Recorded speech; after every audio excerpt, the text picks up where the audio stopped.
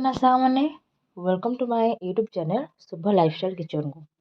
तो जमीक मुझे कही कि आमर जो पूर्व भिडियोटा मोर थिला तो मोर कंकड़ार रोसईटा से भिडियो आपको देखी पार नी। तो एबे आमर ए भिडियो रे आमर कंकड़ार रोसई आपको देखा जाऊँ। तो ये गोटे कड़े अल्प किसी तेल नहीं आमर किसी गोटा मसला को मुझे तो से गुड़ को मुझे एपट सेपट कर आमर आगुरी कटा कटा पिज को मुझे तो पिज को मुझे भल भाव एपट सेपट करनौची जमी पिज भल भाव भाजी हो। तो पिज टी को प्राय 4 ରୁ 5 मिनट भल भाव भाजी नहीं।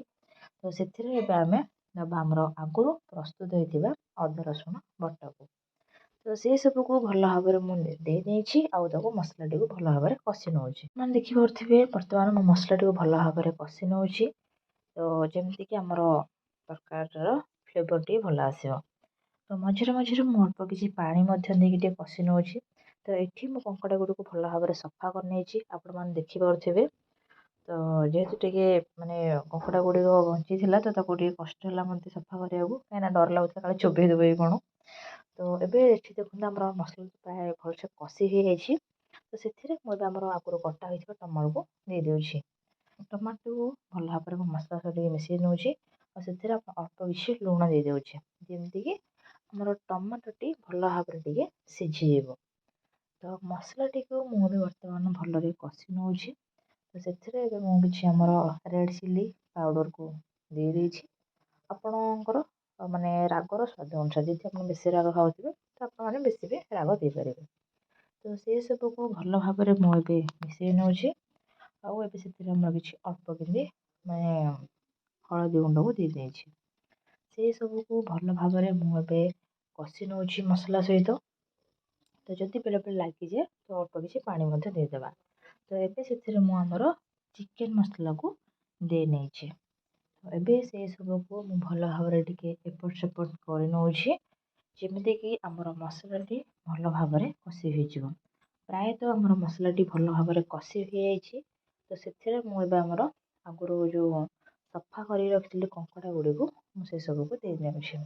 जेहेतु कंकड़ा कंचा कंकड़ा पकई कंकड़ा तो मु आगुरी किसी माने भाजी नी कि कहीं कंचा कंकड़ा माने रोसईटा भल लगे।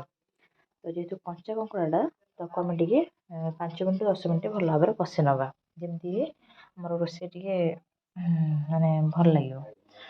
तो ये आमर आगुरी कटा हो आमर आलू गुड़ी को मुझे दे नहीं मोर स्वाद अनुसार लुण दे नहीं।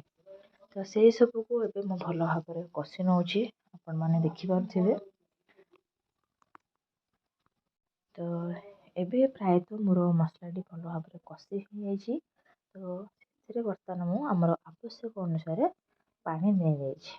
देखुथे भल भाव मुझे घाटी देकी एपट सेपट कर नौ। एबे आम गोटे प्लेट घोड़े नवा आगे सीझा छाड़ नवा। तो ये आम जो कंकड़ार जो रोहे से आमर जो कौन इट रुहे जोटा खावा टेस्ट लगे। तो ताको बर्तमान मुझे गोटे पर गोटे पकई नौ। तो सी प्रायतः 2-3 मिनट सीझी। तो से मुझे गोटे लेट्रे पकईली मुझे घोड़े देसी सीझा छाड़ नहीं। तो देखो ये आमर आलू आ कंकड़ा तो सब प्राय सीझी जाइए। तो से आमर किसी गरम मसला को दे नहीं। तो ये तो मो सब मसला को पकई नहीं आम हाई फ्लेम रे 4 ରୁ 5 मिनट फुटा छाड़ा। तो ये आमर पूरा रेडी हो गला आमर चिलिका कंकड़ा झोल जोटा कि बहुत टेस्टी ही थाए। तो आशा करुँच समस्त को मो रोसई भल लगी।